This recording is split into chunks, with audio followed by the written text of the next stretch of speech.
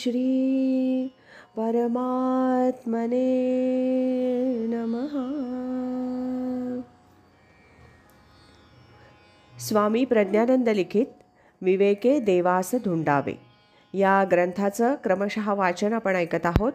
आज ऐकूया या ग्रंथातील सोहम अभ्यास या भागातील प्रकरण 5 सोहम साधना एक चिंतन याचा भाग 2. निर्मल चित्त सत्शिष्य याचंही स्पष्टीकरण केलं पाहिजे. जीवन जगण्याच्या ज्या प्रेरणा प्रबळ असतात त्यावरून माणसांचेही उच्च नीच असे भेद करता येतात. एक, मी देहच असं मानून देहाच्याच धारण पोषणाची आयुष्यभर चिंता करणारे आणि नानाविध भोग भोगण्यातच आनंद मानणारे काही जीव असतात. दुसरं, मनुष्यजन्म हा केवळ भोगार्थ नाही, त्याचा उपयोग करून यश, कीर्ती, धन, मान प्राप्त करून घ्यावेत अशी जाणीव झालेले काही महाभाग असतात. ते विद्या, कला, शास्त्र यांच्या उपासनेत आयुष्य घालवतात, स्वतः आनंद मिळवतात आणि इतरांनाही सुखी समाधानी करण्याचा प्रयत्न करतात.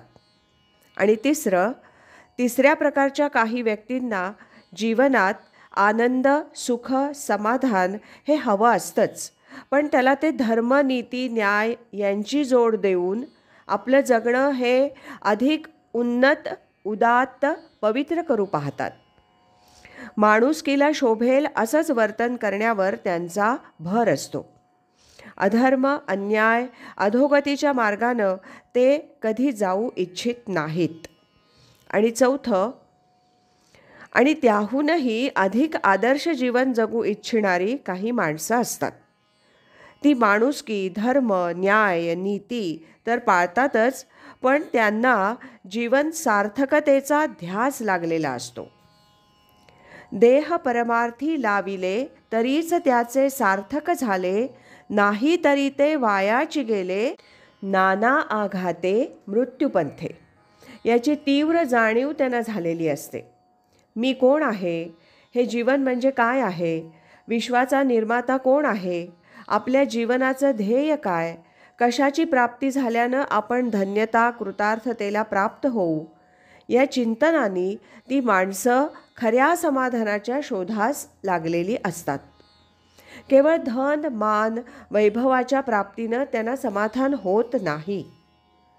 ते सद्ग्रंथांचं वाचन करतात, जीवनातील यशापयशांचा प्रामाणिकपणे विचार करतात, संसार प्रपंचाचं अपुरेपण जाणतात, साधू संतांचा उपदेश समजून घेतात. त्यामुळं त्यांना आत्मदर्शनाची ओढ निर्माण झालेली असते. कोणत्याही प्रलोभनांना बळी न पडता ते परमार्थ आणि परमार्थच करू इच्छितात. आत्मज्ञान प्राप्तीची त्यांची इच्छा, जिज्ञासा अतिशय शुद्ध, तीव्र बनलेली असते. कठोपनिषदातील यम आणि नचिकेत यांचा संवाद त्या दृष्टीनं अभ्यासनासारखा आहे. वाजश्रवसानं विश्वजित नावाचा यज्ञ केला. नचिकेत हा त्याचा पुत्र. वाजश्रवासानं त्याला यमाला दान देऊन टाकलं. नचिकेता यमाकडे आपणहून गेला. 3 दिवस तो यमराजाच्या दारातच बसून राहिला. यम परत आल्यावर त्यानं या अतिथीची क्षमा मागितली. 3 दिवस तू उपाशी राहून माझी वाट पाहिलीस, त्याकरता मी तुला नमस्कार करतो. तू आधी 3 वर मागून घे, ते मी तुला आनंदानं देतो, असं आश्वासन यमानं दिलं. त्याप्रमाणे नचिकेत्यानं 3 वर मागून घेतले. त्यातील 3रा वर महत्त्वाचा होता. मनुष्य मरण पावला असता त्याचं पुढं काय होतं ते मला समजावून सांगा, हे त्याचं मागणं होतं. आत्मा अमर आहे की तोही नाश पावतो, ही जिज्ञासा त्यांच्या अंतर्यामी होती. आत्म्याचं रहस्यच यमाकडून तो समजावून घेऊ इच्छित होता. हे गुह्यातिगुह्य तत्त्वज्ञान आता यमराजाला सांगावं लागणार होतं. यमराज नचिकेत्याला म्हणतात, तू 100 वर्ष आयुष्य असलेले पुत्र पौत्र मागून घे.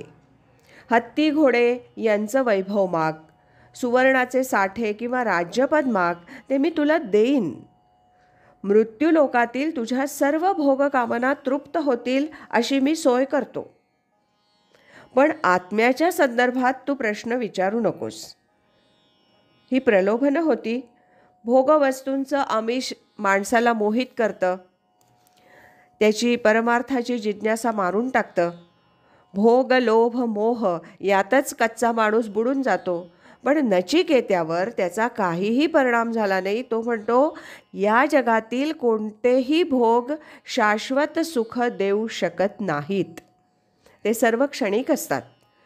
धन आयुष्य यांच्या सुदीर्घ प्राप्तीनं कुणालाही तृप्ती शांती लाभत नाही, हे मी जाणतो. मला त्यांचं आकर्षण नाही. मला आत्मज्ञानच हवं आहे. ते हे गहन गूढ आहे, ते ज्ञान मला द्या. नचिकेत्याची ही तीव्र जिज्ञासा निरासक्ती पाहून यमराजालाही अतिशय आनंद झाला.